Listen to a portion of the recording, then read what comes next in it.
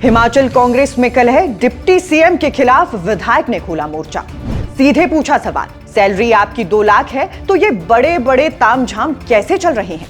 माननीय मंत्री जी को भी बोलूंगा, तामझाम जो बड़े बड़े तामझाम चला रखे हैं आपने, ये कैसे चल रहे हैं? आप काम तो कुछ करते नहीं है।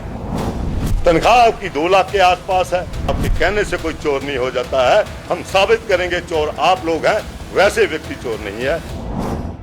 बड़े सयाने कह गए हैं कि सियासत में कोई किसी का सगा नहीं होता, और ये बात हमारे हिमाचल की सियासत में पुनः चरितार्थ होती दिखाई पड़ती है। हिमाचल के ऊना जिले में हुए एक मर्डर से शुरू हुआ ये पूरा बवाल आज हिमाचल प्रदेश की राजनीतिक सरगर्मी को बढ़ा गया है, और आरोप इतने ज्यादा गंभीर हैं कि सियासत में उथल पुथल होना पूरी तरह से लाजमी है।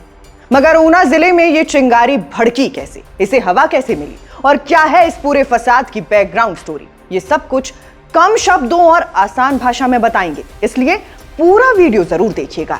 तो कुछ दिनों पहले ऊना जिले में एक मर्डर होता है। कांग्रेस का एक नेता कांग्रेस के दूसरे नेता को मार देता है, और सबसे खास बात, यह हत्या होती है एक कांग्रेस नेता के ही होटल में। यानी इस मर्डर केस की दोनों पार्टियां एक ही राजनीतिक पार्टी से जुड़ी जरूर थीं, मगर इनके गुट अलग अलग थे। इसलिए आशुपुरी हत्याकांड के कारण ऊना में राजनीतिक आरोप प्रत्यारोप का दौर शुरू हो जाता है। भाजपा विधायक सतपाल सिंह सत्ती भी इस मामले में सतपाल रायजादा को घेर लेते हैं, और रायजादा होटल और रिजॉर्ट में हो रही अवैध गतिविधियों पर गंभीर आरोप लगाते हैं। लेकिन फिर 4 दिसंबर की रात कांग्रेस के पूर्व विधायक सतपाल रायजादा अपने फेसबुक पोस्ट में एक बेहद ही तीखा संदेश देते हैं। जिन नेताओं ने मुझ पर, मेरे कार्यकर्ता और मेरी विधानसभा पर उंगली उठाई, फिर वो नेता कांग्रेस का हो चाहे बीजेपी का, हर एक को जवाब उसी की अंदाज में मिलेगा। बस कल विधानसभा खत्म होगी, उसका इंतजार है, क्योंकि मेरे लिए राजनीति से ज्यादा मेरा मान सम्मान है। और इस पोस्ट के बाद आज सतपाल रायजादा का ये बयान सामने आया है।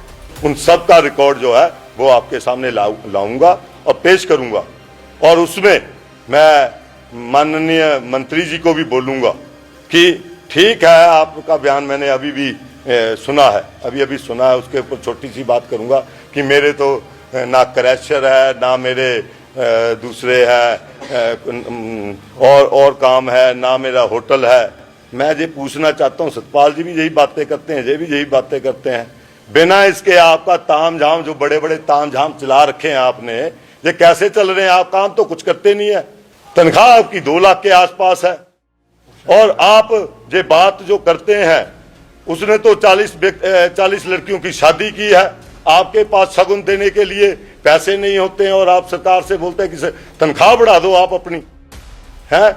और ऐसे नेताओं का तो मैं ये बोलना चाहता हूं, ऐसे नेताओं से, ऐसे कार्यकर्ता और ऐसे लोग, आशुपुरी जैसे लोग, आप उनको अगर बोलेंगे वो चोर है, तो आपके कहने से कोई चोर नहीं हो जाता है। हम साबित करेंगे चोर आप लोग हैं, वैसे व्यक्ति चोर नहीं है। यही मैं आने वाली प्रेस कॉन्फ्रेंस में जो 2-3 दिन के अंदर मैं करूंगा, इन सब नेताओं के बारे में मैं बताऊंगा कि कौन चोर है, कौन साध है।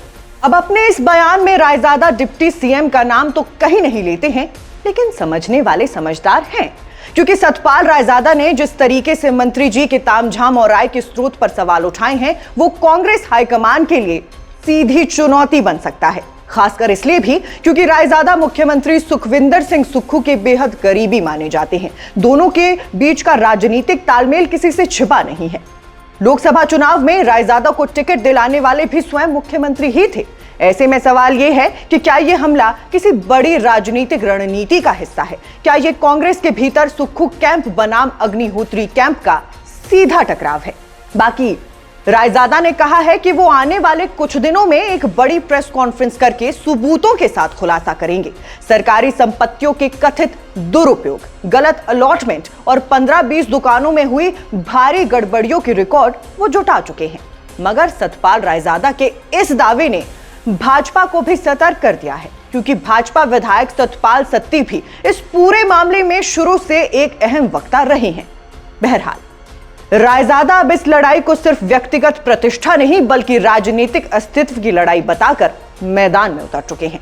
डिप्टी सीएम की ओर से अभी तक कोई प्रत्यक्ष या अप्रत्यक्ष प्रतिक्रिया नहीं आई है, लेकिन यह सवाल हवा में तैर रहा है कि क्या डिप्टी सीएम भी अब पलटवार करेंगे?